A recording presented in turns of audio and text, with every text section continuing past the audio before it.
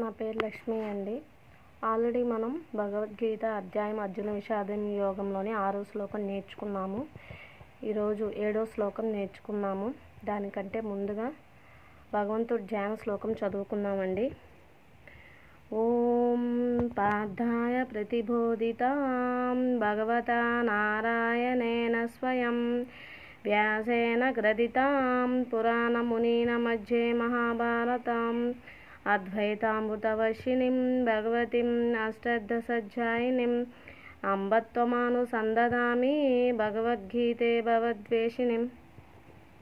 భగవద్గీతకి ముందు మనకి స్టార్టింగ్లో అధ్యాయానికి ముందు పైన మనకి ఓం శ్రీ పరమాత్మే నమః ఉంటుందండి. దాన్ని కూడా మనం 3 టైమ్స్ చదువుకుందాము.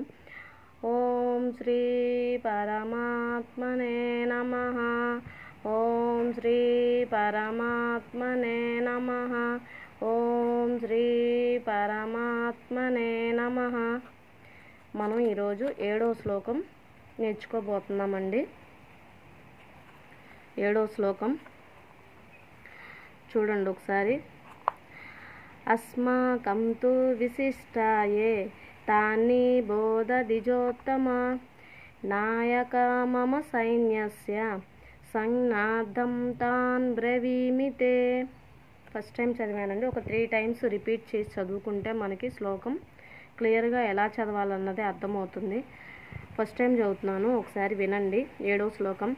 అస్మాకం తు విశిష్టాయే తాని బోధదిజోత్తమ నాయక మమ సైన్యస్య సంజ్ఞార్థం తాన్ బ్రవీమితే. సెకండ్ టైం చదువుతున్నాను చూడండి. అస్మాకం తు విశిష్టాయే తాని బోధదిజోత్తమ నాయక మమ సైన్యస్య సంజ్ఞార్థం తాన్ బ్రవీమితే. థర్డ్ టైం చదువుతున్నాను చూడండి. అస్మాకం తు విశిష్టాయే తాని బోధదిజోత్తమ నాయక మమ సైన్యస్య సంజ్ఞార్థం తాన్ బ్రవీమితే. ఆ శ్లోకానికి సంబంధించిన మీనింగ్ కింద ఇచ్చారు చూడండి. ఓ బ్రాహ్మణోత్తమ, మన పక్షమునున్న ప్రధాన యోధులను కూడా గమనింపుడు. మీ ఎరుకకై మన సేనా నాయకులను గూర్చి తెలుపుచున్నాను. ఇది మనకి గీతా ప్రెస్లో ఇచ్చిన శ్లోకం అండి. దానికి సంబంధించిన మీనింగు. అయితే నేను డైలీ కూడా మీకు ఒక లైఫ్ కొటేషన్ ఇస్తున్నాను కదండి. దానికి సంబంధించి నేను నోట్స్లో కూడా ఇట్లా ఎంటర్ చేసుకొని మీకు నేను ఇస్తున్నాను. ఒకసారి చూడండి. మనకి భగవద్గీత అధ్యాయం 1 అర్జున విషాదయోగం శ్లోకం 7. దీనికి సంబంధించిన భావం కూడా ఇక్కడ లైఫ్ కొటేషన్ కూడా ఇచ్చాను. ఒకసారి ఇక్కడ కూడా చదువుదాము. గురువర్య, ఇప్పుడు మా వైపు ఉన్న ముఖ్య వీరులను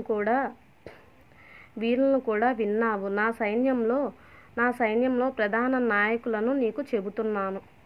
నెక్స్ట్ లైఫ్ కొటేషన్ చూడండి. ప్రతి జట్టులోనూ కొంతమంది నాయకులు ఉంటారు. నాయకులే జట్టు విజయానికి వెన్నెముక. అంటే ఏంటంటే ఇక్కడ మనకి మీనింగ్ ఏంటంటే అండి, లైఫ్ కొటేషన్లో ప్రతి జట్టు అంటే ప్రతి సమూహంలో కూడా కొంతమంది నాయకులు అనేవాళ్ళు ఉంటారు. నాయకులే జట్టు విజయానికి వెన్నెముక లాంటి వారు. అంటే ఇప్పుడు మనకి వెన్నెముక లేకపోతే మన శరీరానికి ఎట్లా ఆధారం అనేది ఉండదో, అలానే నాయకులు అనేది జట్టు విజయానికి వెన్నెముక అండి. వాళ్ళే వెన్నెముక లాంటి వాళ్ళు అనమాట. మన శరీరానికి మనకి వెన్నుపూస లేకపోతే ఎలా ఆధారం అనేది ఉండదో, ఆ నాయకులు అనేవాళ్ళు కూడా ప్రతి జట్టులో కూడా కొంతమంది నాయకులు ఉంటారని చెప్తున్నారు ఇక్కడ మనకి. ఆ నాయకులే జట్టు విజయానికి వెన్నెముక అని చెప్తున్నారండి.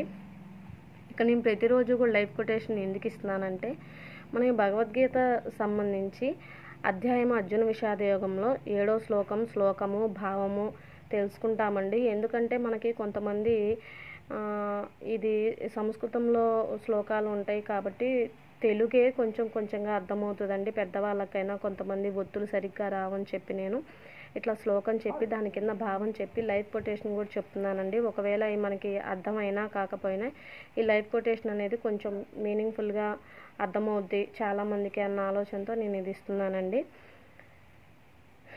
కాబట్టి ప్రతి ఒక్కరు కూడా ఈ యొక్క శ్లోకాన్ని చూస్తూ, నేను గీతా ప్రెస్ పుస్తకం కూడా పక్కన పెట్టుకొని ఆ శ్లోకము చెప్తున్నానండి. నేను నోట్ చేసుకున్న ఫోన్లో ఉంచి డేటా మంచిగా తీసుకొని గ్యాదర్ చేసి దాన్ని మీకు నేను ఇస్తున్నానండి.